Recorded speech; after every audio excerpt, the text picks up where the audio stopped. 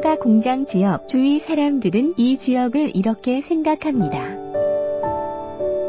서울에 이런 곳이 있을 줄이야. 아직도 이런 곳이 있다는 게 신기해. 공장 소음과 악취로 가기 싫어. 그래서 물레동 사과는 무조건 재개발이 진행됩니다. 그런데 왜 이렇게 오래 지체되는 걸까요? 물레동 사과는 계획대로라면 토지 등 소유자 방식으로 개발되어 영등포 최고의 지가를 달리는 주거 지역이었을 겁니다. 확정 지분제 실시로 내 평수 그대로, 게다가 공사기간 동안 받아오던 월세까지 받아가면서 분담금 없이 아파트 또는 주식산업센터로 바꿔가셨을 겁니다.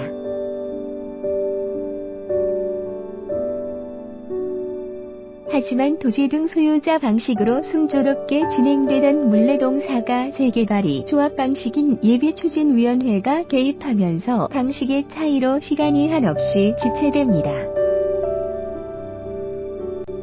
시행을 목전에 두고 있던 물레동 사과 재개발은 찬성하던 지주들이 방식의 차이로 분열되고 10년이라는 시간이 흘러가고 있습니다.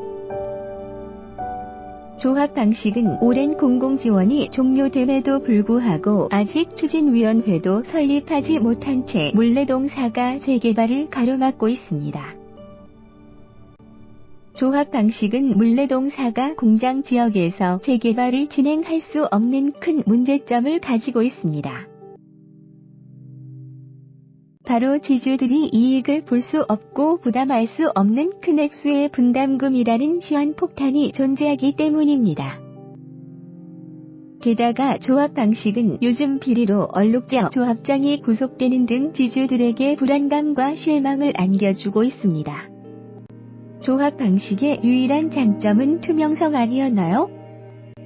지주들이 부담해야 할 분담금 문제에 대해서 가볍게 생각하고 조합 방식이 유포하는 허위사실에 속아 넘어가 조합 측에 힘을 실어준다면 앞으로도 물레동 사과 재개발은 사업비만 늘어가며 계속 지체될 것입니다.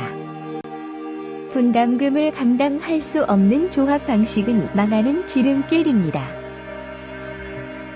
물레 사과 재개발이 가장 큰 이익을 거두려면 분담금이 없는 토지 등 소유자 방식으로의 진행밖에는 없습니다. 지주협의회는 설계, 측량, 지질 검사 등 사업 시행 전에 필요한 모든 준비가 완료되었습니다. 물레동 사과 재개발 내 재산을 지키는 방법은 지주를 위한 방식인 토지 등 소유자 방식 하나로 재개발 진행하는 겁니다.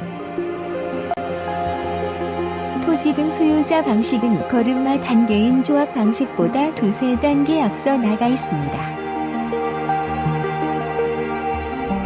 지주협의회에 사업 시행 동의서를 제출해주세요. 분담금 없이 월세 받으면서 물레동 사과 빠른 재개발 가능합니다.